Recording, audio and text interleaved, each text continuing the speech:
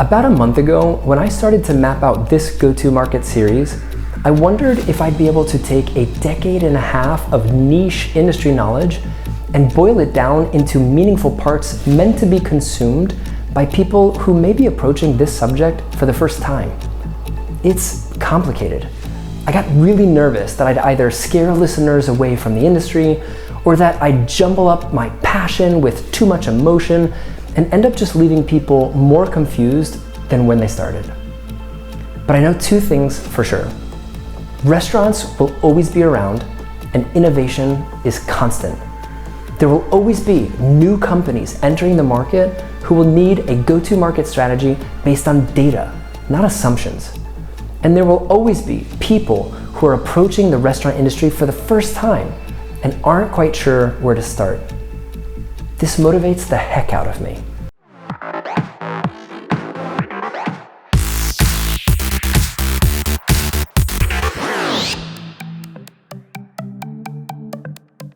And so here we are, at the end of a series with documented, proven steps to create a go-to-market plan from scratch using the modernized market intelligence that pushes us away from stale lists and helps us reject unsubstantiated industry claims.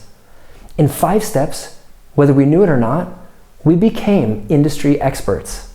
We learned how to speak about the market and created a glossary of terms to disseminate to team members with the goal of ensuring everyone talks about the industry the same way.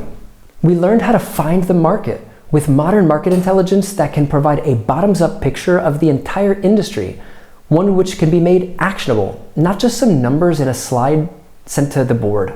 We talked about how to ingest the market and stress the importance of importing and ultimately integrating ongoing market intelligence data into our CRM so future versions of our strategy can pivot on top of what we all know to be an incredibly transient industry.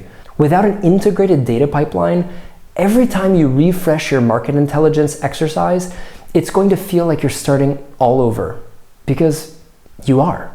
We then set out to segment the market into clearly defined compartments or buckets that are important to the business and show we have a documented path to accelerating growth.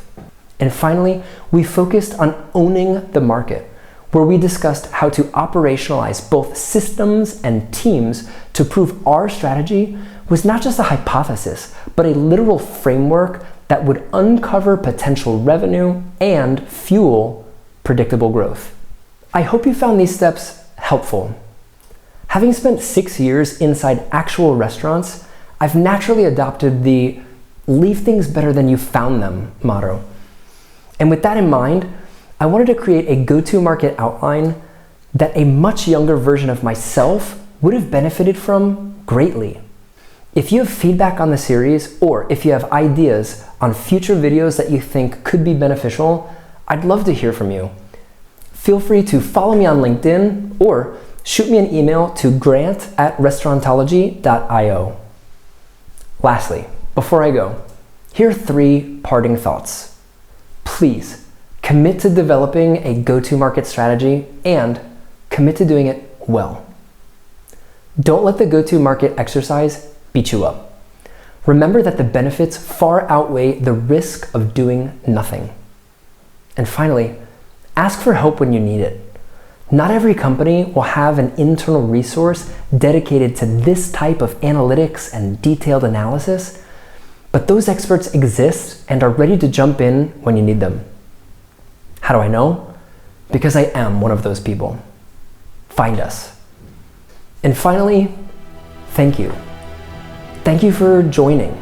Thank you for letting me share my experiences and my opinions. And thank you for the opportunity to talk passionately about serving an industry that has quite literally made me the person I am today.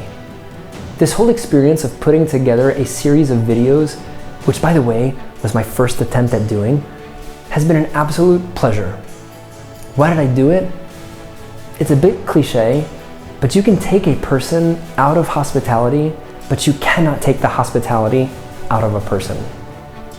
Until next time then, take care. Oh wait, no. Ciao for now.